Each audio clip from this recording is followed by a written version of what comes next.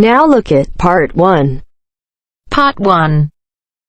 You will hear a woman being interviewed by a market researcher in a health club about her membership of the club. First, you have some time to look at questions 1 to 5.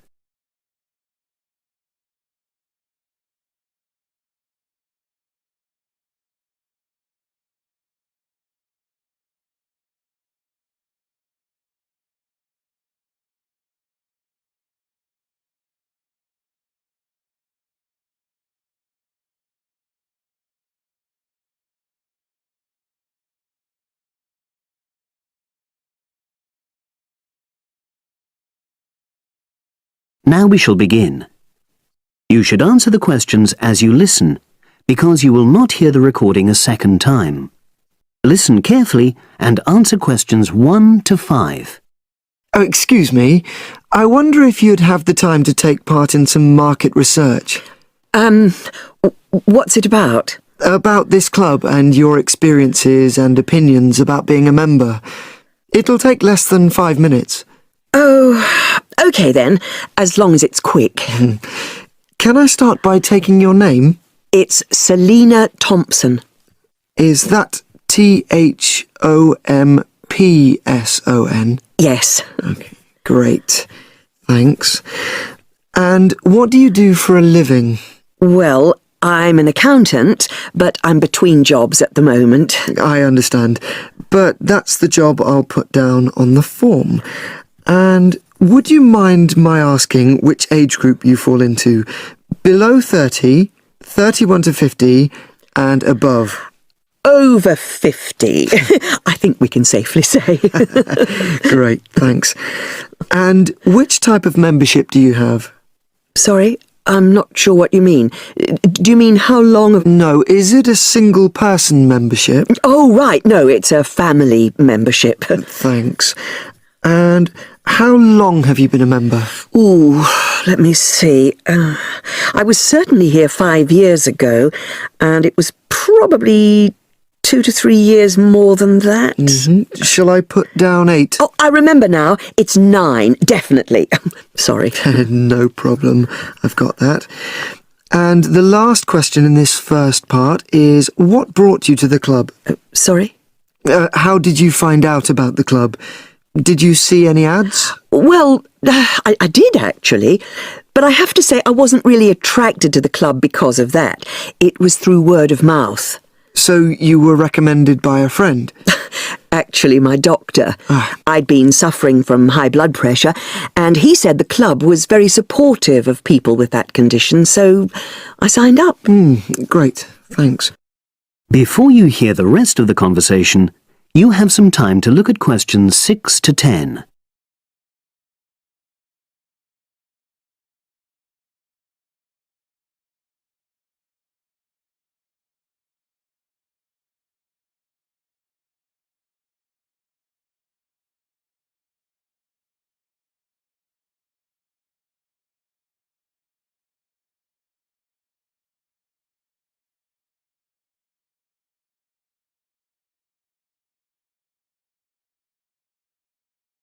Now listen and answer questions 6 to 10.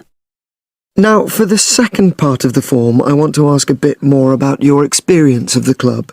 Sure. How often would you say you use the club?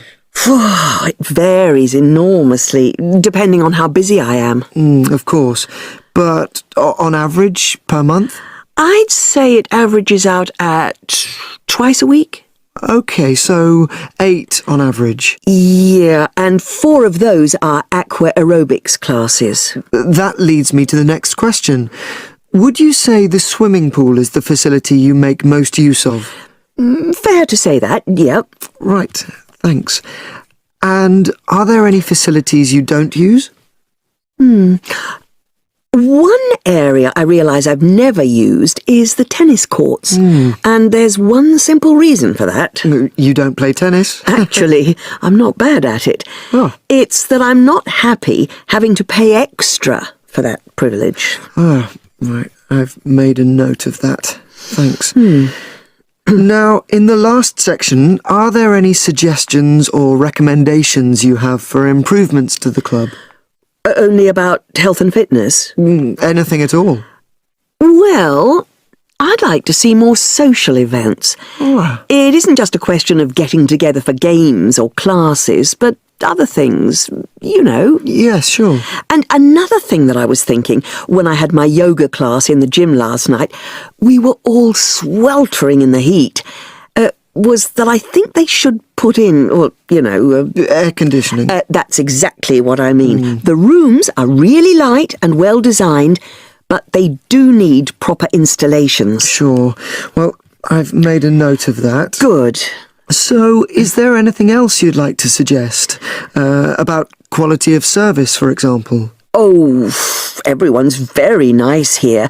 They couldn't be more friendly and helpful.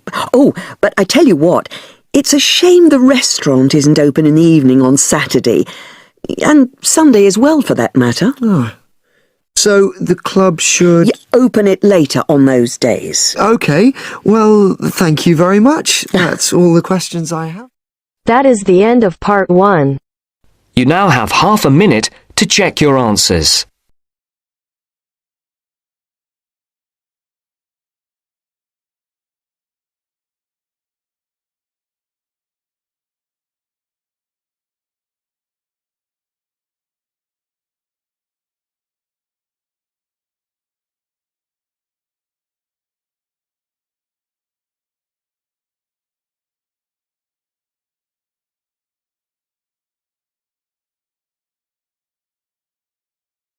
Now turns to part 2. Part 2. You will hear a conversation between a senior librarian and a woman interested in working at the library. First, you have some time to look at questions 11 to 17.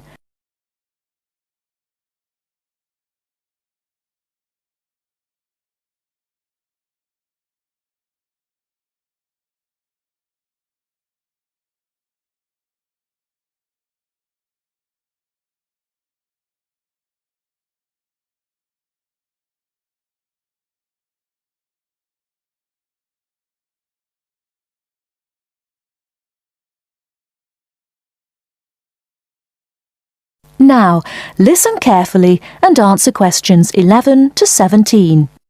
I'm interested in doing some work for the library. Are you the person to speak to? Yes. Right. Well, what sort of work are you interested in? Well, I've just come to live here in Australia. I don't want a full-time job until my children have settled down, but I really need to get out of the house a bit. And I heard you need voluntary workers for various projects. Right. But I don't know if I have the right skills. Well, we do provide training. Oh! We always include an orientation to the library, together with emergency procedures. That's fire regulations, emergency exits, first aid so you can cope with accidents or sudden illness. Things like that which are necessary for anyone who's working with the public. Then we give specialist training for particular projects, like using our database system. I do have quite good computer skills, in fact. Oh, great. Is there any sort of dress requirement? Well, all staff have to wear a name badge, so they can be identified if they go outside the staff-only areas. But apart from that, there aren't many regulations. We ask you to sign in and sign out for insurance purposes, but that's all. How about transport? Do you live locally? Well, not too far away. I'm at Porpoise Beach. My husband needs a car during the day, but it's only about 20 minutes on the bus. In fact, we can reimburse part of your travel expenses in that case. Oh! Would that be the same if I came by car? No, because parking is such a problem here. One thing we are looking for, though, is someone who can drive a minibus. No problem. So, do the projects involve going outside the library? Some, yes, but not all. We've just finished one which involved working with photographs taken of the area 50 or 100 years ago. It basically involved what we call encapsulation. Putting them in some sort of covers to keep them safe? Exactly. It's time-consuming work, and we were very grateful to have help with it. Then, sometime next year, we're hoping to begin working on an initiative involving the sorting and labelling of objects relating to local history. We'll be needing help with the cataloguing. Well, I'd definitely be interested. How about at present? Well, we have a small team who work to support those who are unable to read. Working with the blind? Yes, or other groups who have reading difficulties. We provide volunteers with equipment so that they can take books home with them and read them aloud onto CDs. We're gradually building up a collection that can be lent to those who need them. I can see it would be useful, but I'd really like to do some sort of work where I can get the chance to meet people. How about reading stories to children? That's done by our regular staff. But we do have another project. It's a very long-established scheme which involves helping those who are unable to have direct access to the library. Oh, I noticed someone with a trolley of books when I was at the hospital last week. That sort of thing. That would have been one of ours, yes. It's one of our most popular services. Lots of people who wouldn't dream of going to the library normally when they're at home borrow a book when the trolley comes round the ward. I can imagine. Yes, I'd definitely be interested in that. Right, so how do I enrol? Well, we do ask all volunteers to commit themselves to a regular period each week. I could probably do 5 or 6 hours. Oh, be careful not to take on too much. But we do need someone for a couple of afternoons from 2 to 4, so 4 hours altogether. That sounds fine. Before you hear the rest of the talk, you have some time to look at questions 18 to 20.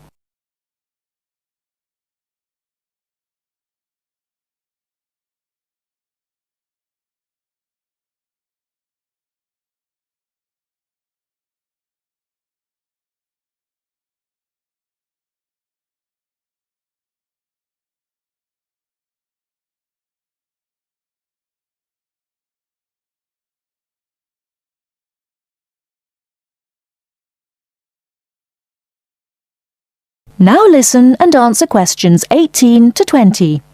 Right, so here's the application form. It asks the usual questions, name and address and telephone number. You also need to fill in details of who we should get in touch with in case of any accident or problem like that. We do need to have that filled in.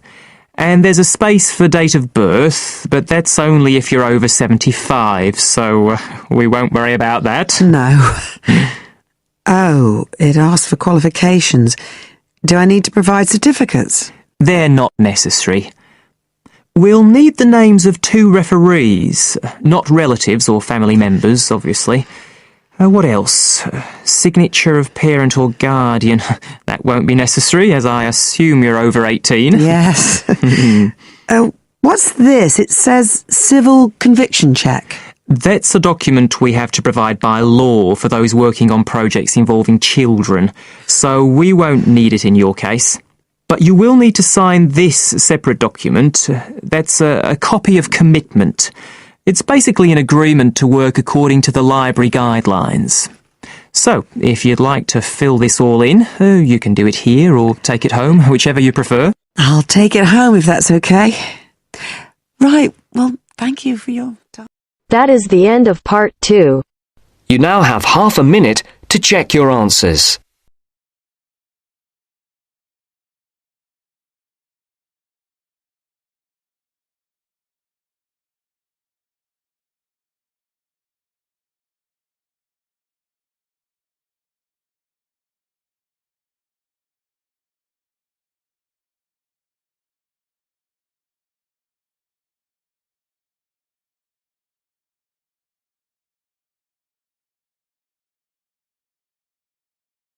Now turns to part 3. Part 3. You will hear 2 engineering students, a woman in her 6th year called Linda and a man in his 5th year called Matthew, discussing the benefits of student work placements. Before you listen, you have some time to look at questions 21 to 26.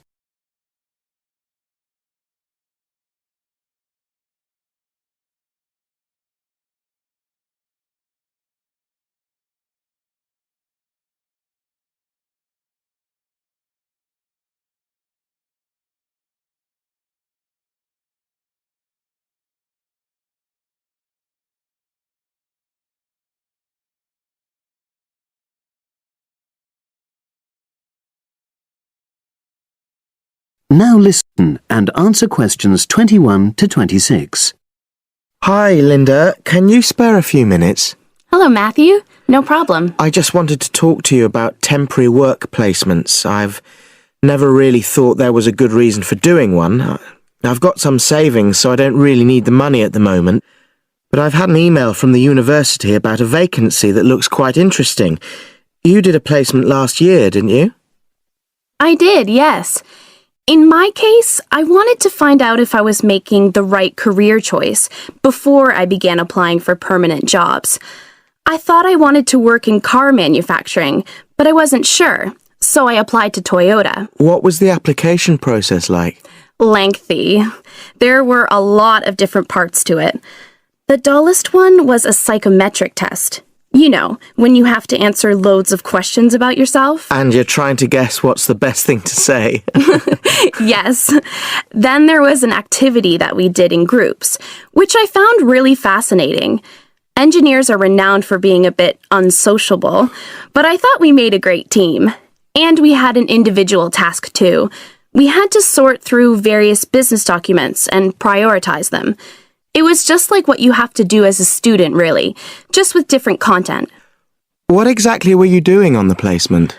I was helping to design some diagnostic software to identify any waste in the car assembly process. Do you mean waste of materials? No, time. Anything that can speed the process up helps to cut costs. How did the work placement compare to being a student? Was it hard work? Yes, it was. I'd had full-time work before. I've done various unskilled jobs during university holidays, and some of those involve long hours. So I thought I'd find it easy.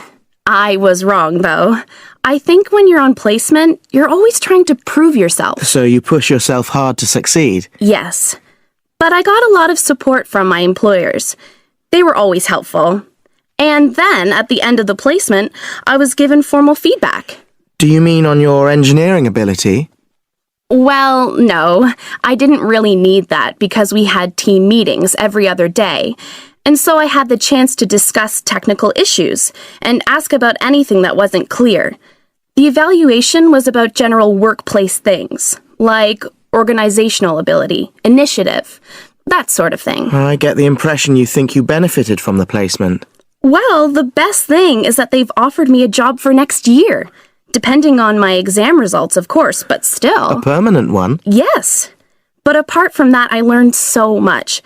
The industrial environment was much more demanding than the academic one, so my general skills improved, like time management, meeting deadlines. And on the technical side, I learned new software packages, like MS Project. Well, I think you've convinced me that work placements are worthwhile, but while you're here, can you give me advice on something else? Before you hear the rest of the conversation, you have some time to look at questions 27 to 30.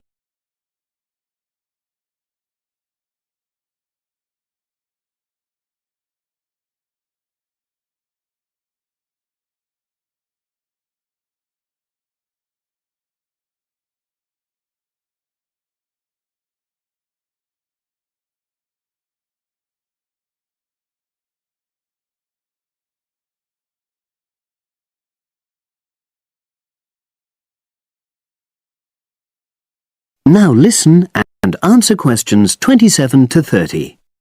I'm about to make a start on the engineering materials module, and I've got a book list here. Can you have a quick look and tell me what you would recommend? That's if you can remember. Let's see. I do remember some of them. Yes, this one, The Science of Materials. I found the subject quite hard generally, but this book is very accessible, so it suited me. It doesn't cover everything, though. What about this one, then? Materials engineering. Oh, yes. I do remember that. But it's a bit out of date now, isn't it? Unless it's a new edition. I don't think so. But what I liked about it were the pictures. They really helped to understand the descriptions. It's useful just from that point of view. Let's see, what else? Oh, yes, that one there, Engineering Basics. I think out of all these, that's got the widest coverage. But I've looked at the contents page and it hardly mentions nanotechnology. Yes, you're right. The evolution of materials does, though. It's a recent publication, so it covers all the latest developments. It's a bit thin on the 1960s, though, and that decade was quite important. Well, it sounds as if they all complement each other in some ways. I don't suppose you can lend me... That is the end of part 3. You now have half a minute to check your answers.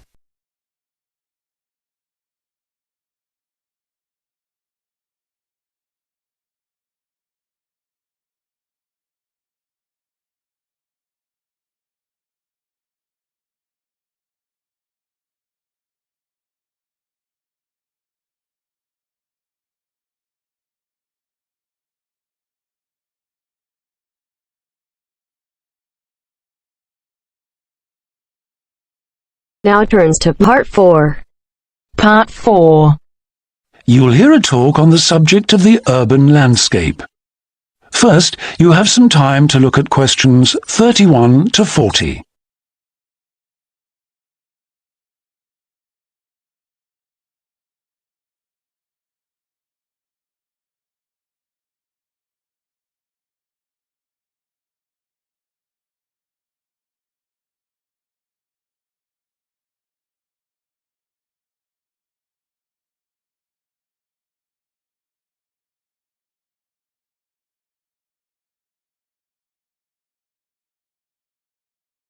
Now listen carefully and answer questions 31 to 40.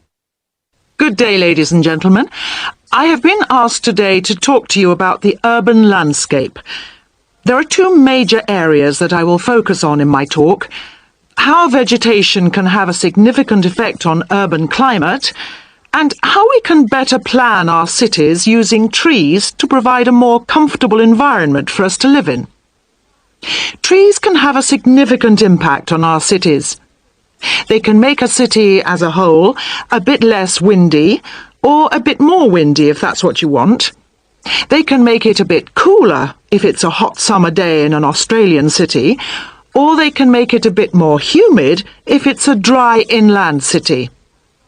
On the local scale, that is in particular areas within the city, trees can make the local area more shady, cooler, more humid and much less windy.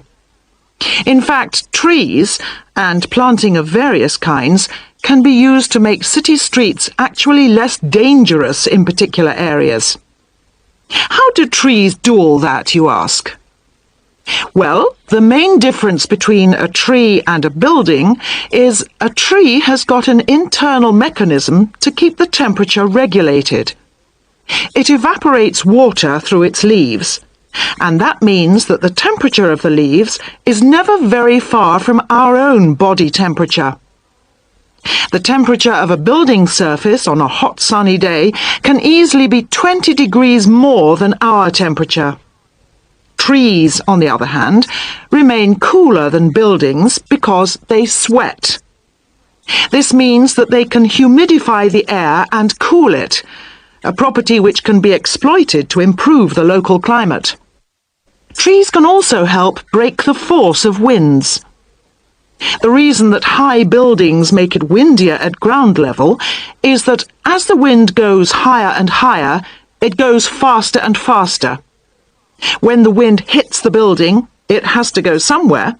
Some of it goes over the top, and some goes around the sides of the building, forcing those high-level winds down to ground level. That doesn't happen when you have trees. Trees filter the wind and considerably reduce it, preventing those very large, strong gusts that you so often find around tall buildings. Another problem in built-up areas is that traffic noise is intensified by tall buildings. By planting a belt of trees at the side of the road, you can make things a little quieter, but much of the vehicle noise still goes through the trees. Trees can also help reduce the amount of noise in the surroundings, although the effect is not as large as people like to think. Low-frequency noise in particular just goes through the trees as though they aren't there. Although trees can significantly improve the local climate, they do, however, take up a lot of space. There are root systems to consider, and branches blocking windows and so on. It may therefore be difficult to fit trees into the local landscape. There is not a great deal you can do if you have what we call a street canyon, a whole set of high-rises enclosed in a narrow street. Trees need water to grow. They also need some sunlight to grow, and you need room to put them.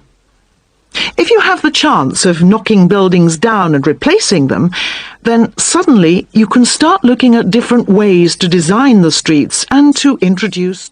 That is the end of part 4. You now have half a minute to check your answers.